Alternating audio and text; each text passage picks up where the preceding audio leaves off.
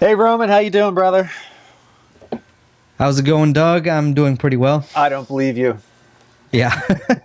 Yeah, before the show, we had slight hiccups, and this week I also had some hiccups with my MacBook Pro. We can dive right into this. Yeah, I was at work, and it pretty much just died. It had like a hard shutdown with the Really? clicking sound. Yeah, Hmm. and it was probably due to the charging adapter, which was kind of funky already, and I still used it because it was powering up the MacBook, but it kind of had some problems. So then it died, and then the MacBook Pro just shut down when I plugged in my iPhone with a cable. Of course. And then I'm right in the middle of the Uncharted 4 review. Oh, So guys, that's why it's not out yet. And yeah, panic, just all around panic. I mean, I can these old MacBook Pros I can take apart very well. yeah. I can get around it because they were the last ones where you can really, where it's a very nice system to get into and to mess around with. The Retina ones, not so much. So basically, I got it to this repair shop. They kind of did a diagnostics test, and what it was the power button was somehow, I mean, not visibly or like for the touch, but it was sort of jammed. So it was kind of defect. It was kind of jammed in there somehow, and it didn't register. And there was no green light while putting the MagSafe adapter on the laptop. So there's no light. So it wasn't So- registering power, so it was plugging in and hooking up, but it wasn't charging you at Yes, all. so I thought, I mean, Wow. obviously, if the charger was busted, then it probably just fried the power bus onto the main board, right? That was like my Likely. logical explanation. Yeah. Yeah. But the battery was actually making like a hissing sound. That's not good. Your battery should be making So any so it was kind of discharging something, right? It's like, Yeah. it was like really small. Okay, I mean, there's something happening there, right? A little bit of But smoke, some green fluid coming out.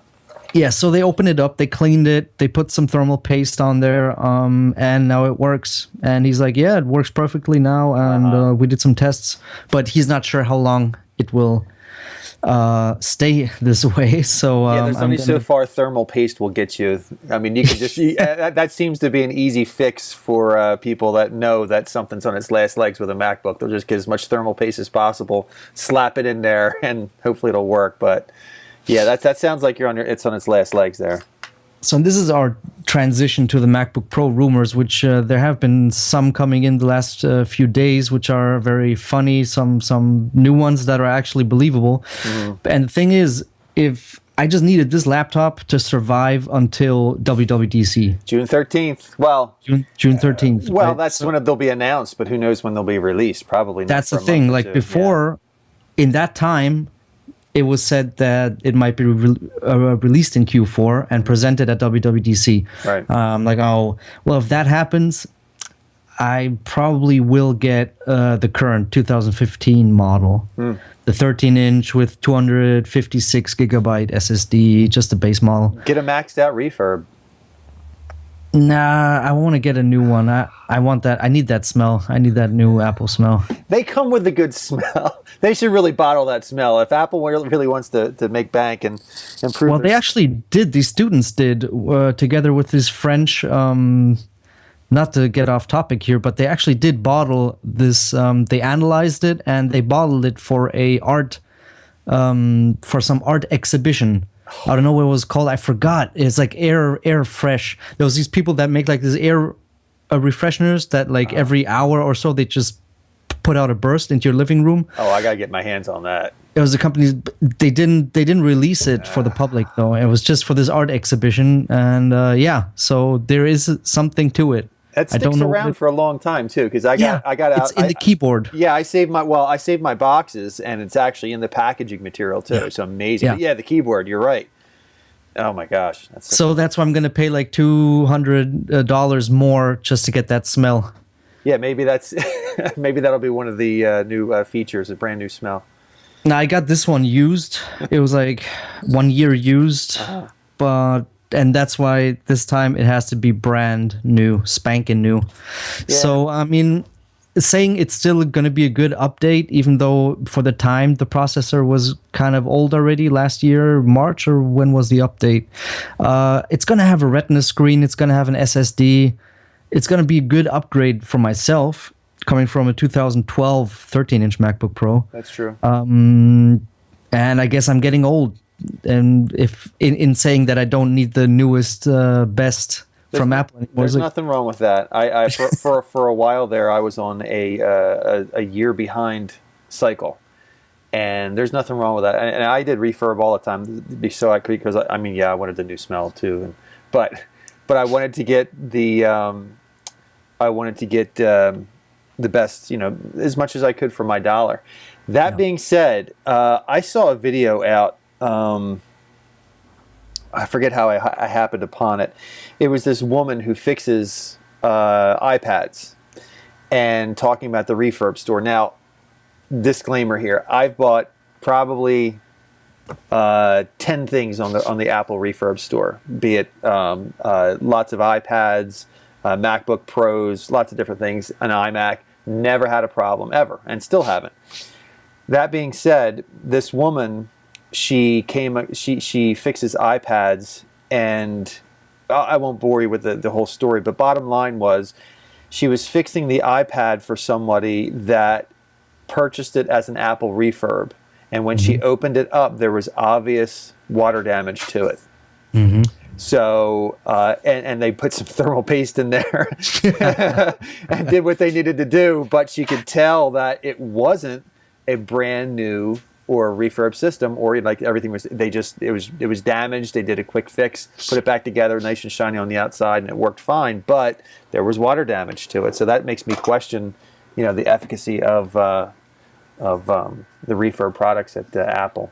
Well, I think in general, everyone is really happy with the refurbished program. I've only heard good things. I've never heard anybody on any podcast, be it Cult of Mac, 9 to 5, Mac Power Users podcast, the usual suspects. Everyone was always really happy with the refurbished items, myself with the units included. Yeah, absolutely. Yeah. As a matter of fact, the reason I started doing refurb was years ago. A friend of mine, he said he recommended doing refurb because when they get some of the machines back, they'll look at the system and do a diagnostic and everything, but Apple wasn't in the habit, at least at that point, at looking at the RAM, about how much was in it when it left and how much was in it when it came back. So he said there's been more than one time where he ordered an iMac, 8 gigs of RAM, and it came and either had like 16 or 32 in it. I was like, refurb all the way. That's cool. So anyway, the MacBook Pro rumors. First thing, that little screen, which I think from the description is going to be in the same position that the MacBook speakers are at. I think. Well, it's going to be instead of the function keys, so you have to. Right. So it'll be up here in that section. Yeah. Yeah.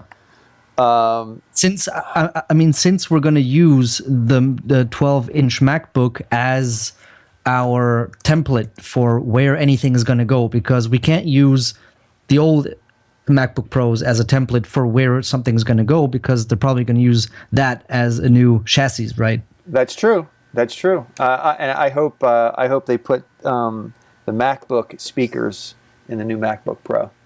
That would be great, because those speakers are awesome. The speaker in the MacBook is way better than any other speaker in any laptop I've ever heard. So hopefully. Oh, come on. I mean, my girlfriend has a Dolby digital surround thing in her Acer. That thing is... okay, well, I'll give you that. Okay, so it's better than most. It's better than any MacBook Pro, I can tell you that. I mean, it's... Yeah, and that's like the weird thing, because it's so thin. Yeah. Whereas... Right? They did a great job on that. So, right, the OLED bar, I think it's a very good move. I think it makes fun. Sense. I think it's interesting. I don't know that it's going to add that much more functionality. I mean, is it that hard to click a button? I mean, I don't know. I think it's going to have a lot of functionality because it's going to adapt to which app you use. So you're going to have, I mean, that's like my vision of it, and that's what most pundits were saying, that it's going to be programmable. It's not going to be, right? That's why you want to have them digital.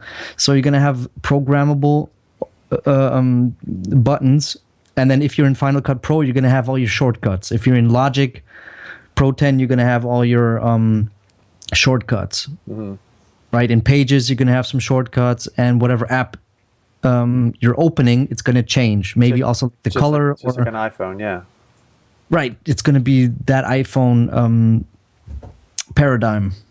You know, back when the iPhone came out, I'll see if I can. I'm trying to find this photograph right now. This Photoshop mock-up I did. It's like a series of 3 or 4 photographs, and I did this mock-up in, I guess it was 2007 when the iPhone came out, and I was so impressed with the iPhone, and it really not just impressed, but it really helped me see the vision of the future, what was going to be, and as far as phones go. But that I took it a little bit further, and I said, I think I know where the MacBook is going to go. I think I just found it. There it is. There's the pictures. I just found them.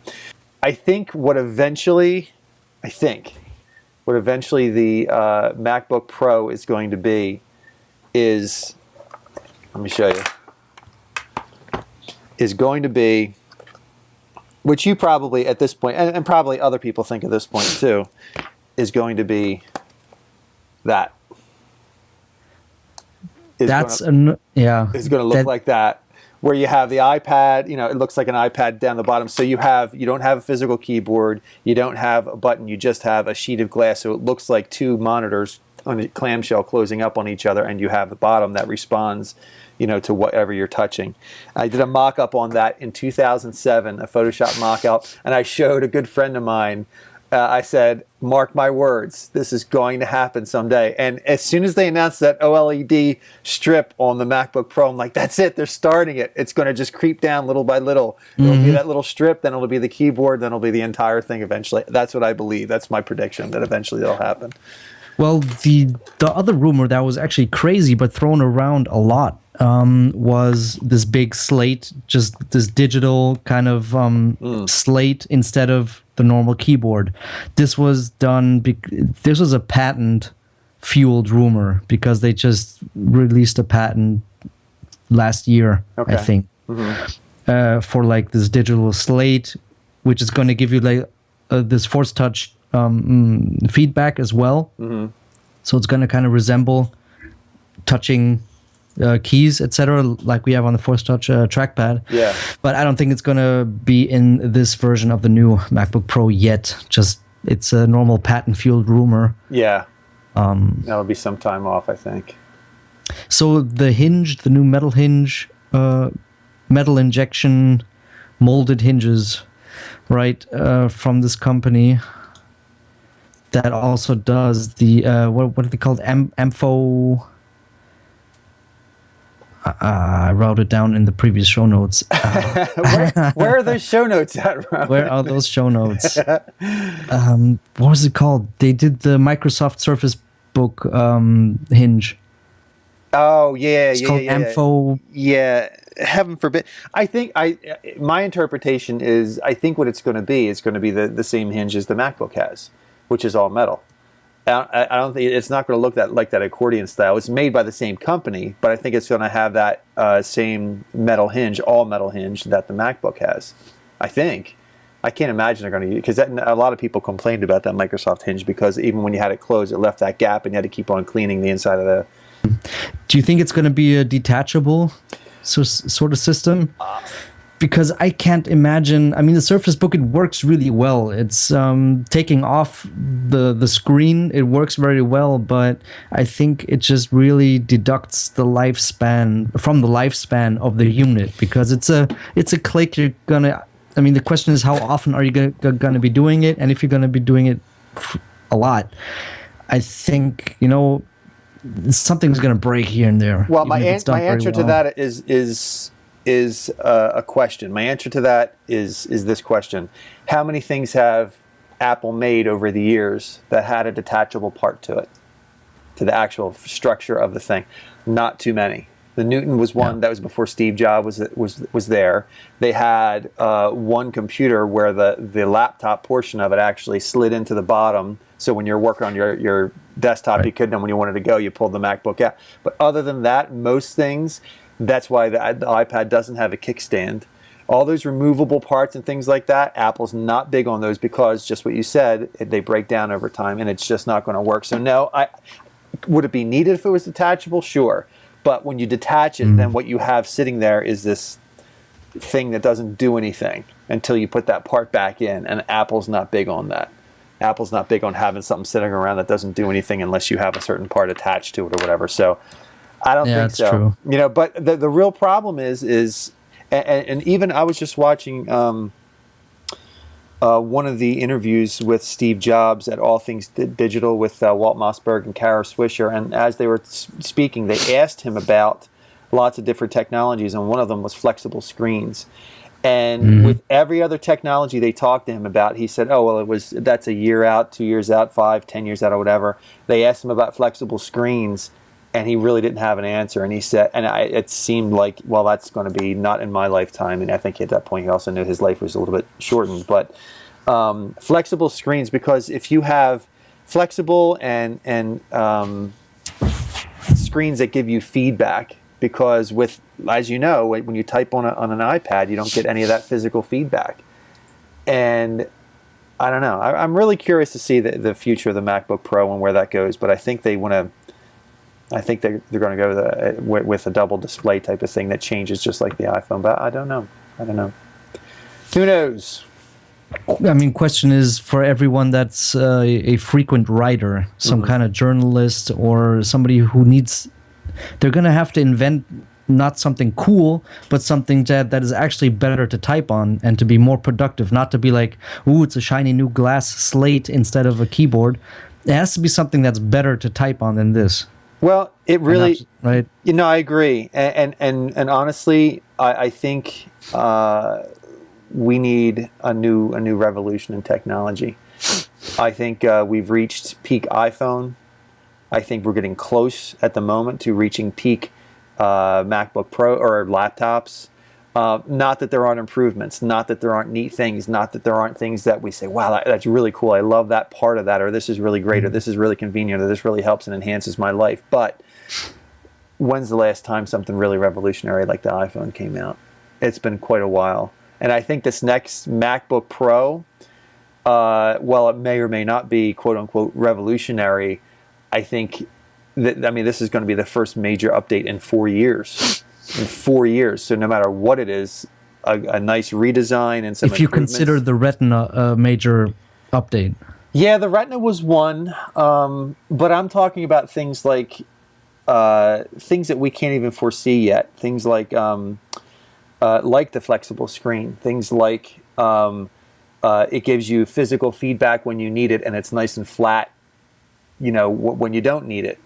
It's those types of things that right now it's incomprehensible. Like, well, that's impossible. Well, we probably would have said the same thing 10 years before the iPhone, you know? Yeah. So you have to really kind of look down into the future and what we're going to have available to us. Same thing with, go ahead.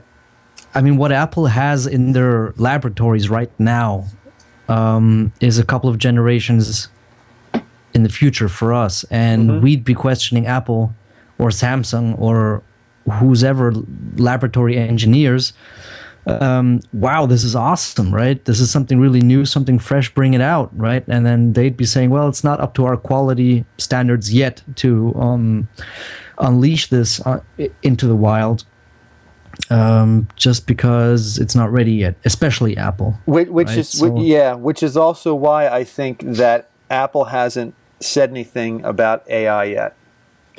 I think because it's obviously not a mature platform, and just recently on that I/O conference, they talked Google I/O. They talked about bots, and how they work and interact with each other. And I think it's an emerging technology that is obviously far from perfected and has a lot more to do.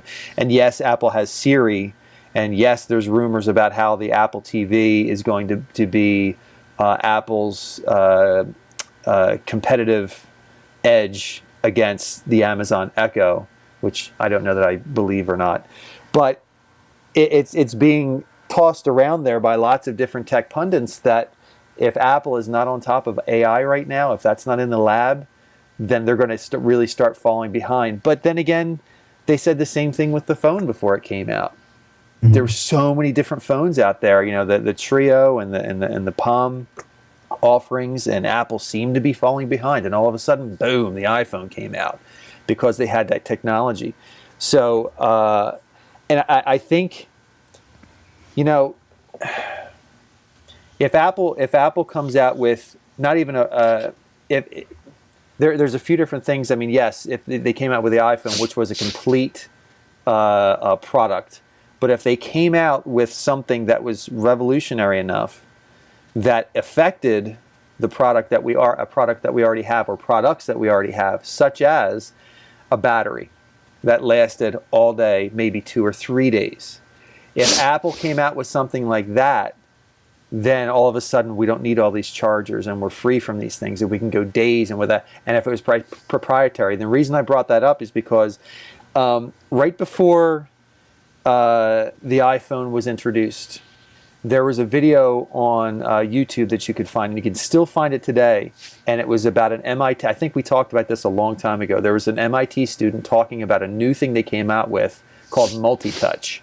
And he had this big surface-like screen, and they had pictures of lava on there, and he was wowing this crowd with something that had never been seen before. And he had all 10 fingers on there, and he was pulling apart the lava, you know, the pictures of the lava. This is before the iPhone came out. Well, the Apple bought up that technology, called it their own, and introduced it under the same name, multi-touch, and said they had, quote-unquote, invented it. Steve Jobs said it on stage, and then now we have multi-touch.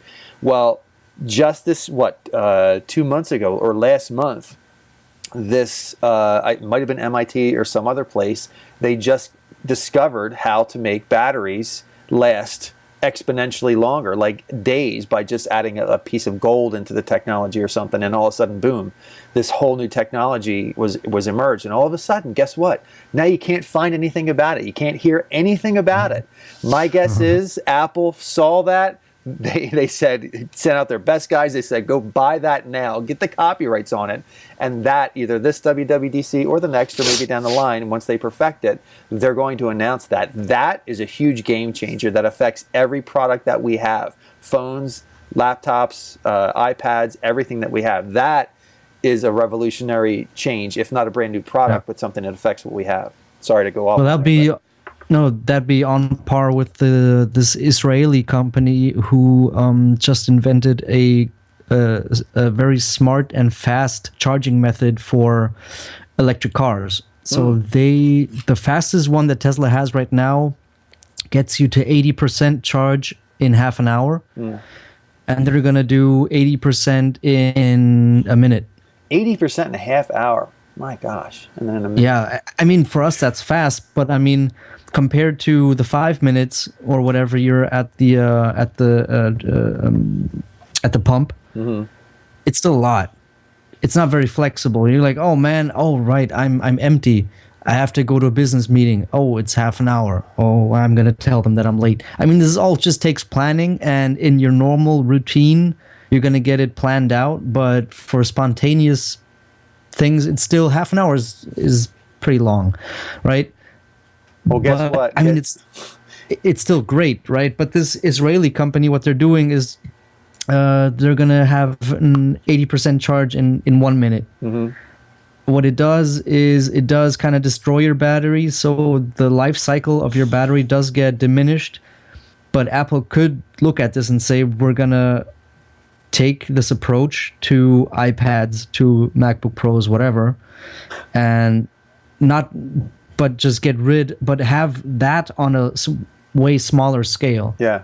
Maybe we can scale that technology down to just less output and make it, well, not so rough on the batteries, right? Maybe they'll scale it up first. Maybe they're saving it for, maybe if Apple bought this technology, they'll introduce it first with their car, because that's the advantage that they'll have over the Tesla. You don't have to charge it for 3 weeks, and then they scale down to the other products that they have.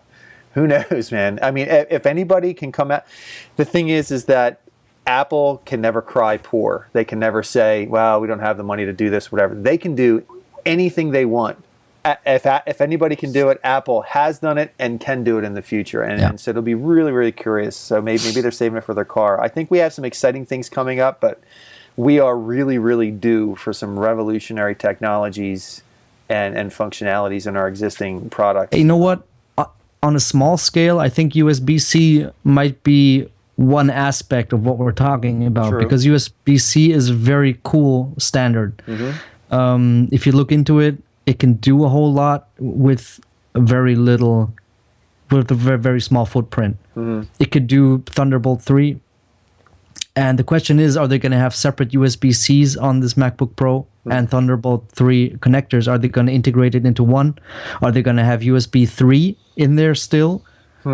Because it is a professional laptop, and we can't forget that, right? And you're going to be working in a studio of some kind, if it's a music studio, if it's an art studio, if it's a movie studio. Mm-hmm. Professionals are going to be working with other professionals, and not everybody has USB-C. So if you and I mean, we're not used to being like Captain Dongle with the MacBook Pro. Mm-hmm. We're used to Captain Dongle with the iPad, and now with the new MacBook, right? Captain Dongle. This is Captain Dongle. That sounds like a porn name. I'm gonna patent that one. If this if my current venture doesn't pan out, I'll be Captain Dongle. Captain Dongle and Buck Naked. Yeah. So that's the question. Are they going to have some legacy ports of some kind? And I'm calling USB 3 already a legacy port, right? Yeah, that's to be discussed. I'm not sure. I think they might. What about MagSafe? What about MagSafe? That really, really bugs me. I've while slightly painful, it was really easy for me personally to transition from floppy drives to CDs. It was really easy for me to transfer to CDs to no CDs because of the proliferation of really fast internet speeds and so forth. So giving up something for the sake of a new technology, I have no problem with. But something like MagSafe, to give that up, if they intend to give that up on the MacBook Pro for the sake of USB-C, USB Type-C, even a few of them, that really bugs me because, I mean, the purpose of MagSafe was a safety issue and a cost issue for both the consumer and Apple. They said right in the initial keynote, they said it saves you from having to get from breaking your MacBook Pros, and it saves us from having to fix them. And it was a win-win for both, and it was a great technology. Everybody still loves it and uses it. It's patented by Apple where no other place uses it. And there are companies that have USB that have the MagSafe adapter. So there's a MagSafe adapter for the MacBook for the USB-C port. Yeah, they do have that. It does exist. That's true. But it's going to be, I don't know, it's going to be funky. And is it going to be under guarantee? Is it going to fry your main board? I really hope that they keep MagSafe. That's just such a great technology. It still serves a great purpose. It's really convenient, and I hope they don't get rid of it. There is a company out there that now offers a USB-C cable that comes with a little magnetic thing to put on there that plugs in, which is great, but then you have to buy all new USB-C cables for that, which I don't like, and I forget what the cost is, but it was a little bit cost prohibitive. Great idea, but anyway. So iPhone rumors, what do you think? Well, kind of transitioning, Touch ID. Oh, right, with the MacBook Pro, yeah. Either on the MacBook Pro or being able to unlock via iPhone. That might be a good transition to the iPhone rumors as well. But I think that OLED strip is where the Touch ID is going to be if they do it. So we'll see. But go ahead. I'm sorry I interrupted you. No, I was down.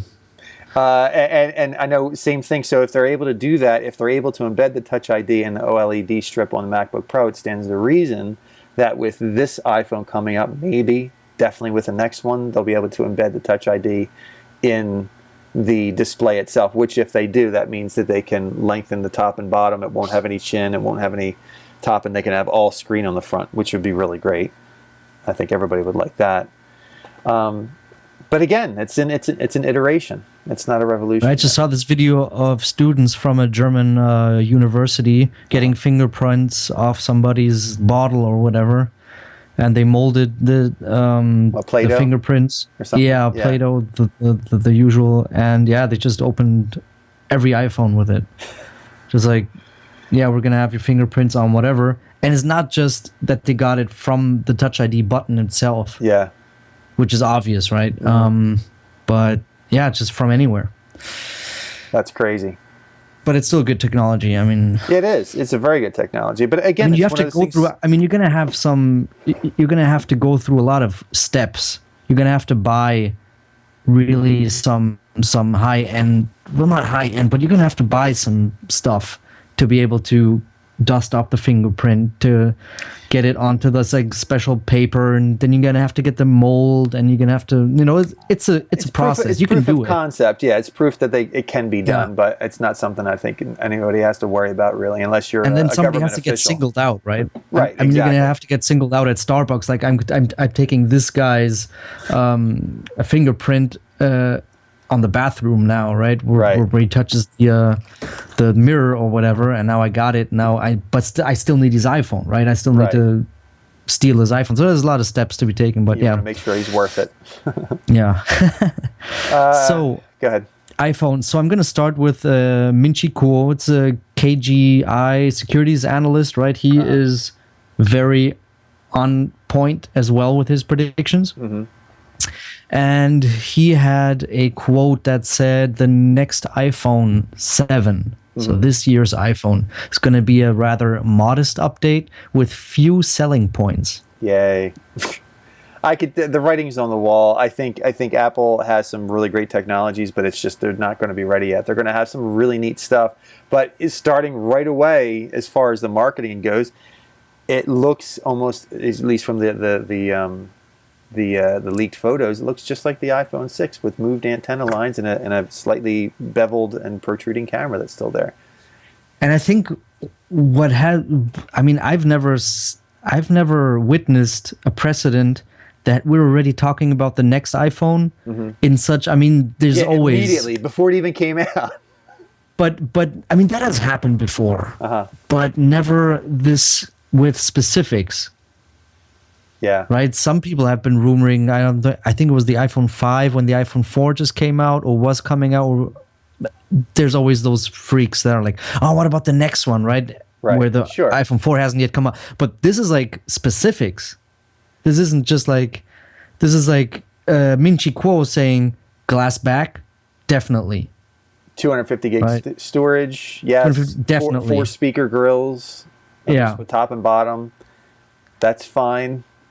I don't know. Like I said last time, it would have to be a real serious upgrade for me to go to iPhone 7. I think this might be the first full iPhone series, iPhone 7 and 7S, if that's what they're going to call them, that I'm just going to skip. I really feel no need. I love my 6S, as I've said before. I feel no need to upgrade right now unless there's something really big. Now, if they had all of those indicators, all of those upgrades, and they said in all iPhones across the board, your iPhone will last 3 days on one charge, guess who's upgrading? That's not going to happen, but you know. And like waterproof, right? Yeah, but personally, that's never been a problem with me. I don't hold my phone in my shirt pocket or anything. It's not going to fall in the toilet, at least for me. So, but it is a big deal. It is, I think, because water damage. You mentioned water damage before, and if they do get water resistant or even have it underwater without being afraid, for me it'd be one of the bigger selling points. Battery obviously is number one. Performance. I've always wondered how you can have an octa-core Android phone. Like, why? What are you doing on your iPhone or on your smartphone that you need 8 cores? Which is just it's going to kill the battery anyway. And that's why. And that's one of the marketing things with Android. Also, they tout these processors and pumping all this RAM in there, but they don't have great battery life either. and they need to do that just to get it up to speed to where the iPhone already is, because it's iPhone obviously has control from front to back with the hardware and the software. Everything is optimized for each other. So with less RAM, it's still smoother than an Android, from what I hear anyway. But anyway, beyond that, new iOS 10. I hear things are going to be coming. New things are going to be coming with iOS 10. Tell me about it, since my show notes are. Well, I'm not sure exactly. I haven't seen anything specific, but it's being said that iOS 10 is going to have some new improvements. Again, like I said before, I would love to see some improvements in UI, because I'm really tired of the UI currently. I know things are going to change, I think, a little bit in Apple Music. I think that's one of the big ones. Yeah, Apple really has a lot of work to do on iTunes and Apple Music, because the natives are really starting to get restless. Just right before we got on this call, I downloaded a song.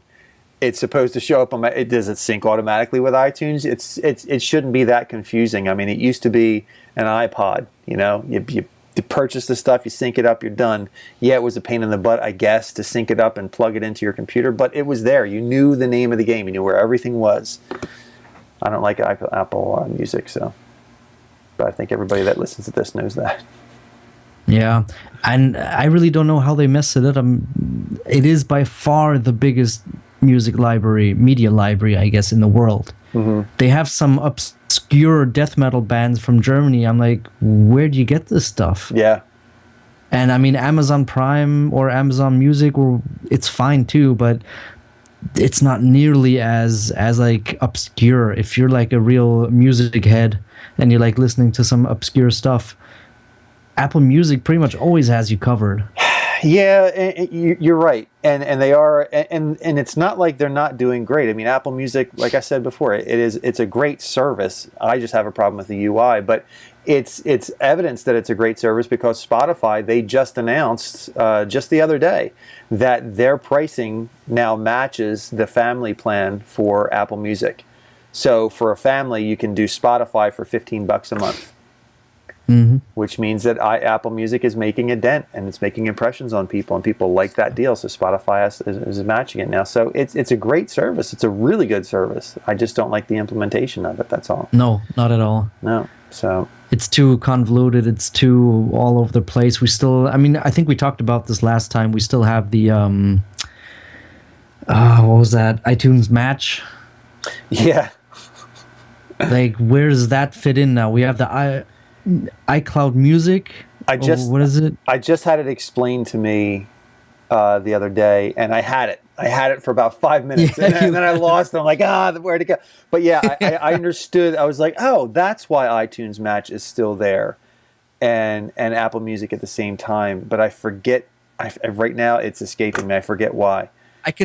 Well, iTunes Match is very clear. Mm-hmm. I think I have it down. Right? Okay, let's hear it. And the next Prophet, the next Apple Music Prophet. So the iTunes Match was implemented because Apple was recognizing there was a lot of illegal downloads, etc. So they wanted to give people a fair chance to be legal in the music scene, right? Mm-hmm. So all of your stolen MP3s could be legally reanimated into iTunes songs.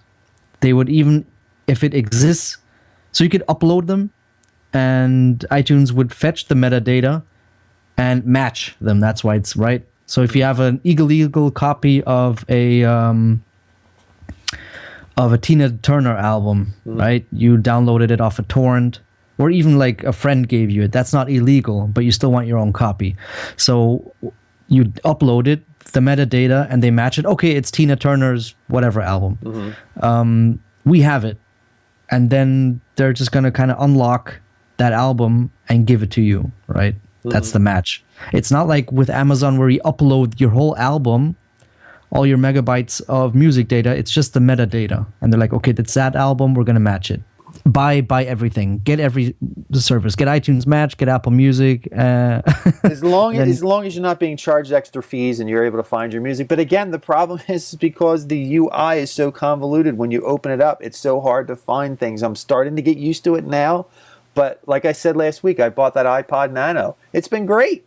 I've been using it every single day. I plug it in. I go to songs. I hit shuffle. And bam, bam, bam, bam, bam. All my music is right there. It has been fantastic. And that is really sad. I'm using old technology to supplant new technology because the new technology sucks. And it's just not worth it. And that is a sad thing to say about Apple. And I don't think they're ignorant to this. I think they hear all the complaints. I think they listen to the podcast, at least certain podcasts, likely not this podcast. But they hear the problem and they're very well aware of it. And they're probably trying to find out the best way to fix it and implement new things. But it's a problem. It's a real problem. It's a huge company. It's a slow process. Yeah. Yeah. And the other thing too is I really wonder how much this affects Joe Q consumer, the regular consumer out there. I think people get confused or whatever, but as long as they have their music with them, I hear this talk between you and I and other tech pundits and other people with podcasts and that are aware of it, but I don't know how much the normal person is aware of this. My wife and kids, they don't really complain about it. They don't seem to have a problem with it. Otherwise, every now and then my wife will complain about how do I do this and why did my playlist disappear and so on and so forth, but on a daily basis, she doesn't complain about it. So I don't know how much it bothers the normal person. Maybe it's just us. Maybe it'll stay the same and Apple won't fix it. I don't know. We're the problem. We're the problem. Power users, we're the problem. We are the problem, obviously. Like the Amazon Echo, did we already go over that? Yeah. I mean, the Amazon Echo, I almost had one. I had my finger on the trigger of buying one until I heard or saw that one quote that the FBI can neither confirm nor deny that they are listening to the Amazon Echo. And I thought, oh, that's not good. So can you explain to the listeners or viewers what this new device will do? I mean, there are multiple companies coming out with this, jumping on the bandwagon. As far as Apple's concerned, or? No, just Amazon Echo. What does it do? Amazon Echo is always. I just listened to a podcast, Back to Work with Dan Benjamin and Merlin Mann, and Merlin Mann had a great quote from him that he said about Amazon Echo. Dan said, "Oh yeah, well it's always listening," and Merlin said, "No, actually it's not always listening. It's just always hearing." So in other words, everything that it hears, it nullifies it until it hears Alexa, and then boom, and then it starts listening to what you're saying. Whether the NSA or the FBI is listening all the time, who knows? I mean, if they're going to listen, it's going to be with Google's company. So the Amazon Echo, I've heard good things and bad things. I think the good things are the voice recognition that it has on there is second to none. People try. I mean, I've heard people trying to stump it and not being able to do it because you can have it across the room and it listens to it, hears what you're saying, it hears your commands, it gets your weather, it can play music, it can shop for you, it can do a lot of different things, and it's really, as a matter of fact, my keyboardist in my band, he has an Amazon Echo. And he has it hooked up to some smart lights that he has, so he's able to dim lights, turn lights off, and turn them on. He has it hooked up to a really nice speaker system. The voice that comes out of the Echo, the female voice that comes out of there, is really, really nice. It's a lot better than Siri's voice. As opposed to our phones, which sometimes it hears me, "Hey Siri," and sometimes it doesn't. And I don't know why. And that's a problem. That's something that Apple needs to get on top of. They need to fix. So before they even, maybe they're going to come out with a product that rivals the Echo. I don't know. But they need to. Not that the Echo is something that's so important that everybody has to match, but it's a sign of the future. Because we want our computers eventually to be ubiquitous, to be all around us, to be listening, to hear what we're saying all the time. And Amazon Echo is the closest step that we've had towards that yet. Yeah. It's I not don't think it will be. I don't think that having this personal assistant, we can call him, right? As a separate device is going to be the way of the future. I think this technology is very easily implemented into a laptop, into whatever we're going to be carrying around anyway. So having that as a separate unit, yeah, if it's integrated into your house, and every room might have one of those integrated at one point in time in the future, right? That makes sense. Smart home, you just have it in one wall or in the ceiling next to your fire alarm. And it's going to have a really great microphone. It's going to have good speakers as well to talk to you. The thing is that it needs the improvements that need to happen are, like right now, if I say, "Hey Siri," I have at least 2 products that are going to hear it. Ideally, I mean, right now neither of them is hearing it, but let's say they both heard it. I have 2 products. Your Apple Watch does Hey Siri? Yeah. Oh yeah, it has Hey Siri. Wow. Yeah, I can do dictation on there. Everything. Yeah. So I have at least those 2 products that hear it. Sometimes when they do, but. So not only does that need to improve, but the problem is, let's say they put Siri like it's rumored to do on the MacBook Pro. Well, now I have 3 products that are listening to hear Hey Siri. So the problem is we need to have what you mentioned, you know, to have that listening and smart enough, but it has to be smart enough to say, okay, I just heard those words from him, and I want to answer him on the speaker that's primary device. There has to be a primary device that when it is, if you close your laptop, right, it's no longer your primary Echo device, right? We're just going to call it for sake of calling it something, your Echo device, whatever it's going to be, your Siri assistant, your butler, digital butler, I don't know. Yeah. Right. Then it has to be very dynamic in switching. I mean, that's easy. It's not easy. You have a list, make this my primary, this my secondary, this is going to be my tertiary listening device. If you can't find the first one, the second one is the primary one, right? Yeah, and it needs to know where you're at. It needs to know, I mean, so if they put Siri in your MacBook, well, that's fantastic. But what about when I want to leave and I want to go mobile and I don't want to take my MacBook with me? Well, then it has to be smart enough to know, well, then it has to hear it on this. And if I'm driving and I don't want to be looking at this, how about I just want to do it on my watch? You know, it's actually, check this out. So, you know, you can see that. It's dictating everything that I just said. It heard me. My watch, the I can do dictation on there, everything. Yes, I have least hear it sometimes when they do, but said now is need to improve. I think that speaks for itself.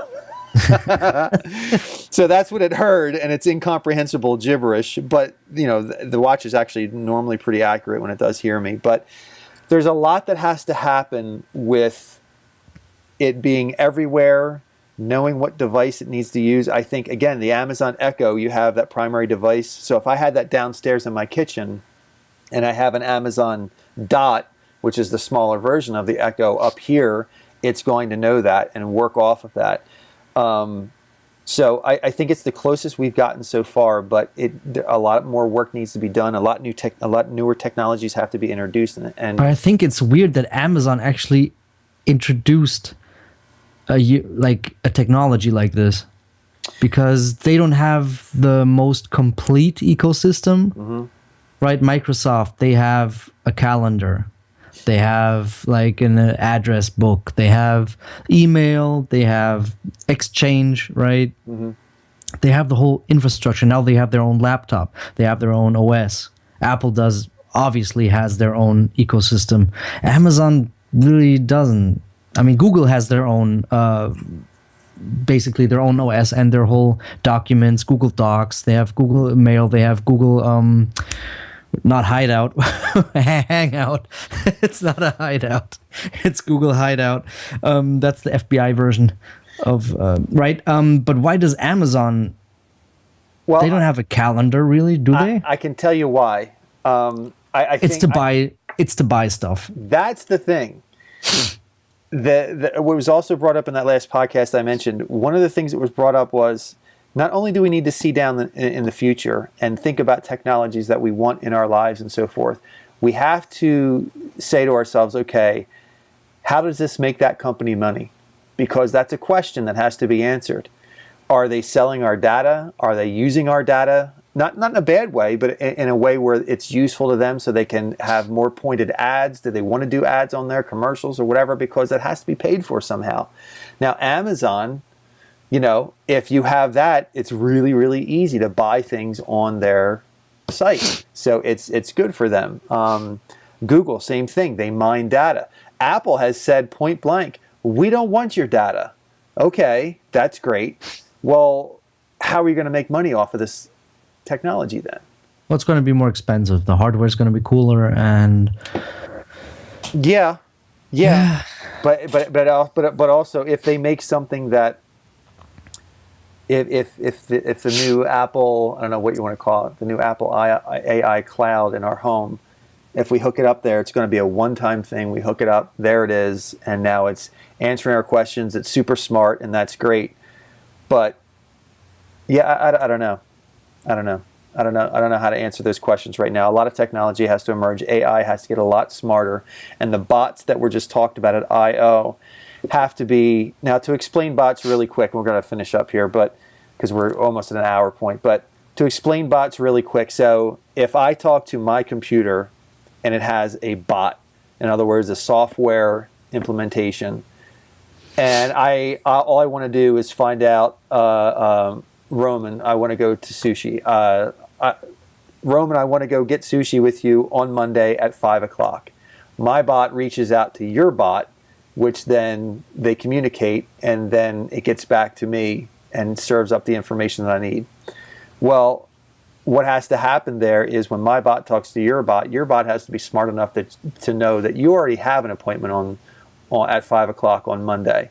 And to either say, sorry, I can't do it at 5 o'clock Monday, or say, can't do it at 5 o'clock Monday, but I'll be free at 7 o'clock on Monday, and then get back to my bot and then get back to me.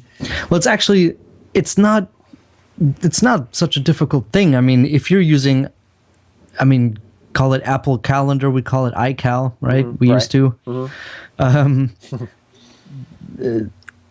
On your own system, if you have an appointment, and you're going to add another appointment through a link or whatever, it's going to say, hey, this is overlapping, or the travel times. Now, right, they introduced travel times some years ago. Right. This is not going to fit. You're going to drive half an hour, it's LA traffic, whatever. This is not going to work. And they're going to tell you, there's a warning. So it could be totally comprehensible. It'll be easy for me to kind of give you the privacy key to my calendar, and then your bot can look at my calendar bot, and then they can communicate and see, oh, well, no, right, Roman is going to sushi with somebody else. Well, but that depends, though, because the bots need to talk to each other, and the bots also need to be platform agnostic. So what if I have Mac and you have Windows and someone else has, you know what I mean? Right. The bots need to be, there's a lot that needs to happen on the back end there, and who's in charge of that? Who's implementing that? How smart is it going to be? I mean, I was just going on the premise that it's on one ecosystem. Right. I'm not even going as far as saying it's going to be in the near future ecosystem independent. Right. I don't think that's going to happen. I mean, the companies would have to get together and work together for some common goal where they're like, I'll pitch in this and Microsoft's going to pitch in that. I'm not sure, and it's going to have to be profitable for all of them. I think that's why there has to be a reason for them to work together, right? I think that's why Google introduced that at I/O, introduced the bots, because they're going to implement it into retail services online, and then platforms by themselves will be able to create APIs that are able to access those types of things. So it's going to have to be a central service. I don't know that Apple's going to get into bots themselves, but it will implement APIs that will allow us to, So it's kind of like having a browser, and you can use. Right. You can buy a Mac and you can just live in the Google ecosystem, right? If you choose to do so with your browser, right? The browser is Apple's browser, but you can use Google's whole ecosystem with that browser. Right. So I guess they're going to build their own bots, but then you can check and uncheck services from other companies. I guess that could be done as well. Yeah. I mean, it's a lot to think about, and I think we have a lot of technologies that will be emerging, and I think this next 3 to 5 years are going to be very interesting. But I think as far as technology is right now, it's not boring, but it has plateaued a bit. And I think, and I'm still going to be totally happy with the 2015 Retina MacBook Pro. Oh yeah, don't get me wrong. I mean, that's a great update for me as well. With the SSD, it's going to be a whole new work experience, right? It's going to be a whole new living. And really, I mean, where we are in technology, we're so spoiled. We're so spoiled in it. I mean, my son and I were just talking about the new X-Men movie, Apocalypse, and. Is it out yet? It's out. It's out in America. I don't know. I haven't seen it, but with people talking about it, people are talking about how the CGI is becoming like, it's becoming boring, and it's so amazing, But it's like we're so quick to adopt and consume, and then get bored of amazing technology. It always reminds me. We'll end with this. It always reminds me of the comedian Louis C.K. You know him? Yeah, sure. He did this quick bit on a talk show about how spoiled we are as humans, and the fact that he said, let's talk about just flying in an airplane. He said, we're humans flying in a metal tube thousands of feet above the earth through 500 miles an hour. Every one of us should be sitting there saying, oh my God, I can't believe this is happening. We're like, oh man, well, I had to wait on the plane. I had to wait to get on the plane for an hour. It took 3 hours to get there. I just can't believe we're all so spoiled and complaining about this technology that has just enhanced our lives and made things so convenient. And we're so spoiled so quickly. And I think it's only going to happen more and more. And even when the next revolution does come out, and we're now living a Star Trek life, it's going to be the computer took. Can you believe it? My computer took 3.5 seconds to give me an answer to my question. That is just unacceptable. Way too long. So, but you know what? That's what made humanity great. That's true. We keep on striving.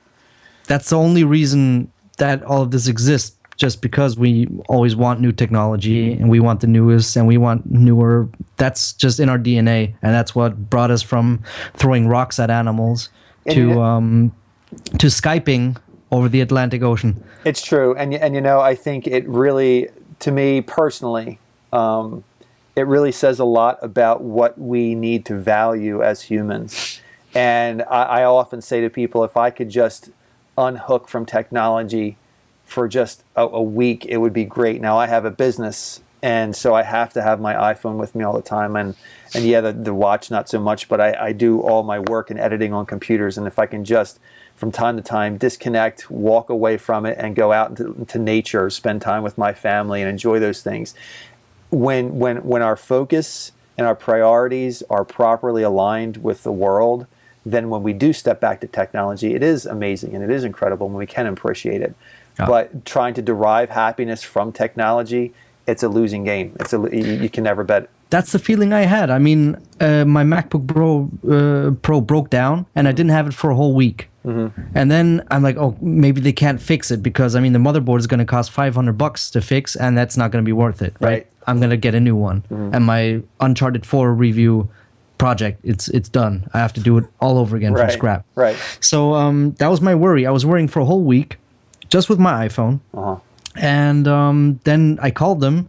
They're like, oh, yeah, we kind of fixed it, right? It works. And then the feeling I got was kind of like them telling me, we have a brand new MacBook Pro for you. That was my first thought. The first feeling I had was, wow, it's a new laptop. Yeah. It's brand new. Yeah. Because I've been missing it for a week. Yeah. I don't know if that's a good thing or a bad thing. I think it takes longer than a week. I think, it's... If you can daily find yourself like just put away your iPhone and walk away. Someone said a long time ago about the telephone itself, that the telephone is there for your convenience, but when it rings, you're not obligated to pick it up. Yeah. And I think if we have that same attitude with technology, I'm getting all these notifications and stuff, but everybody is just, I didn't tell you this, but yesterday at 2:00 in the morning, my niece called me up. and she went into labor, and I had agreed to come and photograph for the first time in my career, photograph the labor and the birth of her baby, which was just an amazing, amazing thing. But being a professional, I went there, and just took the shots, and it was really great. It got like 500 shots. It was amazing, and everybody was really emotional. It was great. But while she was sitting there, while she was laying there, having contractions, she's 21 years old, great girl, very smart, but she's laying there having contractions. And I have this shot of her laying there with contractions, looking at her iPhone. And she was checking something on her iPhone while she was having contractions. What? Really? It was just a moment. She wasn't. And you didn't set up the shot. Like, oh no, I got the shot. Oh, I got the shot. I thought it was just. But you didn't tell her to do that. No, absolutely no. Everything was. She had everything contractions, and she was looking on her iPhone. Everything was now. In her defense, it wasn't like she was Facebooking or Instagramming or anything like that. But she had to check something, and that was the way she said, "Oh, hun, hand me," and her boyfriend handed her the phone, and she had to check something. And I'm like, boy, there's a shot right there. Yeah. If I get her permission after the dust settles, I'm going to get her permission to put that out there and show a pregnant woman having contractions in labor looking at her phone. I don't even have a negative connotation to it at all. Like, if that's not a commentary, there's no judgment at all. But yeah, who cares if she? But I mean, there's the world we like, live in. I mean, if I had those contractions, I'd be looking at anything to get my mind off those contractions. Well, that's true. Right? That's true. That's the thing. Like, yeah. And she's a sweetheart, and it was a really great experience. And I was there from I think 2 a.m. till 8 a.m. Then came home and slept for 2 hours, and then shot a wedding yesterday night from 5 to 11. So I'm kind of wiped out today. But living the life, living the life. dream. Yeah. But anyway, technology has a long way to go. But again, as long as we focus properly, I think it can mean a lot more in our lives. But anyway, that's my 2 cents. There you go. That's a nice ending. TechOutLoud.com.